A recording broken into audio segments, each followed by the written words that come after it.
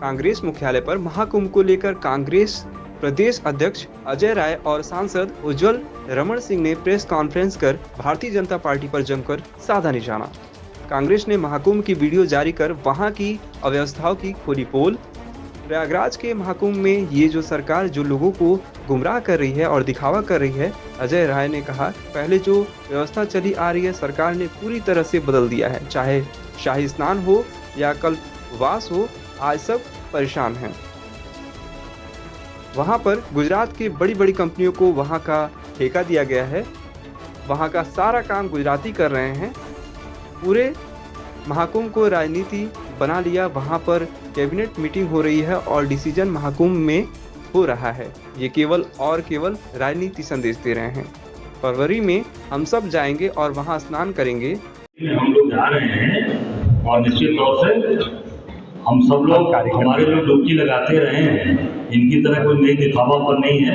हम लोग हर हर महादेव हर हर गंगे वाले हैं और निश्चित तौर से डुबकी लगेगी। इनकी तरह फोटोग्राफी नहीं तय हो गया कि 5 को दिल्ली का चुनाव है तो 5 को मोदी जी डुबकी भी लगाएंगे, 5 को पोलिंग होगा दिल्ली में। तो ये पूरी तरीके से जैसा हमारे सांसद जी ने कहा कि केवल वीआईपी मूवमेंट हुटर बज रहे हैं और दिखावा हो रहा है।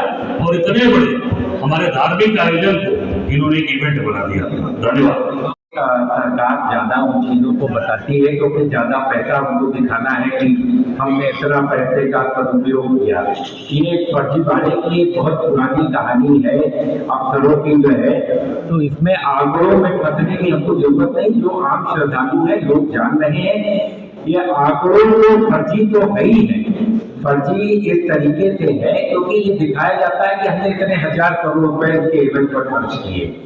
ये उसकी खाना पूर्ति करने के लिए ये आंकड़े बताए जाते हैं, लेकिन वास्तविक तौर से निश्चित तौर पर बड़ी संख्या लोगों की आ रही है और पूरे देश से आ रही है और उसका प्रयागराज की धरा पर स्वागत है। यही मैं कहना चाहूँगा। महत्वपूर्ण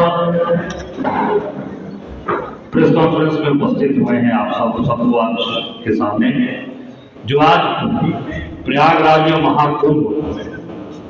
महाकुंभ में पूरे देश और दुनिया को जो आज बड़ी बड़ी बातें बोलकर ये सरकार भ्रमित कर रही है, केवल एक इवेंट और एक दिखावा कर रही है।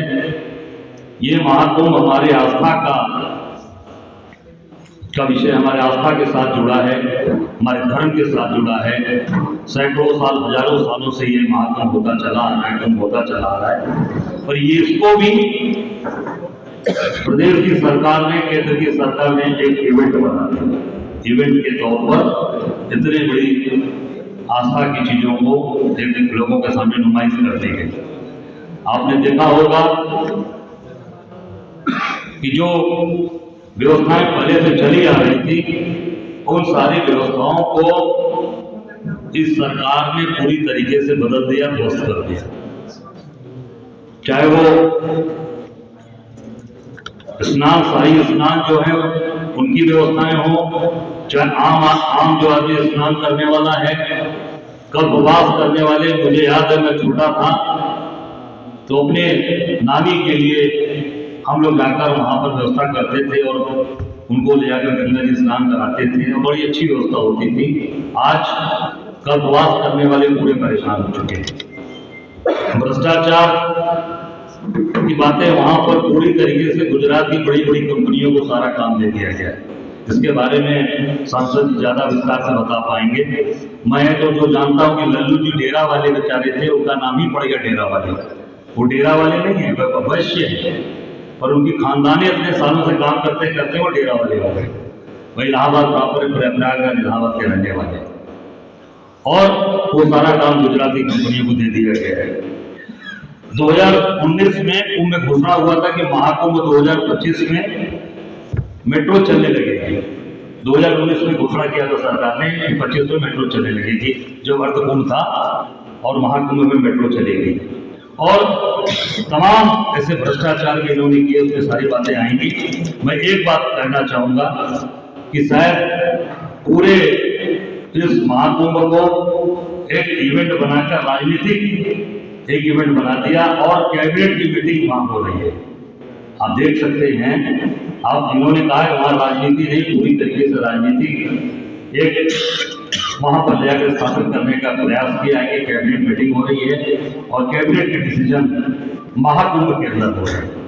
अगर महाकुंभ में डिसीजन हो रहे हैं तो धर्म का डिसीजन करिए, कुछ ऐसी चीजें करिए जो सर्व समाज के लिए करिए, और ऐसी चीजें आप कर रहे हैं जिससे केवल और केवल राजनीतिक संदेश, एक धार्मिक स्थान से राजनीतिक संदेश देने का जो इन्होंने प्रयास किया है, मैं समझता हूं कि पूरी तरीके से इस महाकुंभ को राजनीति की तरफ ले जाकर इन्होंने धकेलने का काम किया है।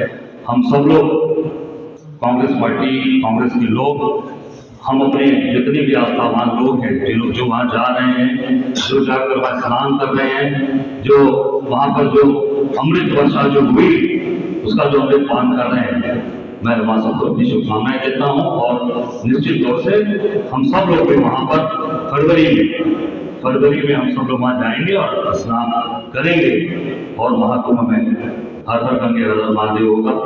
मैं आग्रह करूँगा अपने वहाँ के अभूतपूर्व सांसद प्रयागराज के, जो 40 साल बाद वहाँ पर इन्होंने एक बुलंदी की है, कि आप अपनी बात आप सबके सामने रखें।